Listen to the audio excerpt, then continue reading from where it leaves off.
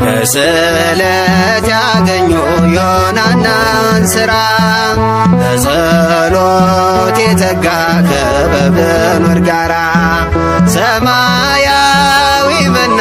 አምላክ ምግቡሃል ኪሮስ አባታችን ክብር ይገባሃል። ኪሮስ አባታችን ግሩም ነገር ሰይጣንን አስረሃል በገድል ሰክተህ የጌታ ወዳጅ ክብር የገነነ በምልጃ ይድናል ባንተ የታመነ የዮናያን ሥራ የእምነታችሁ ፍሬ አንተነ ጻድቁ የእምነት ገበሬ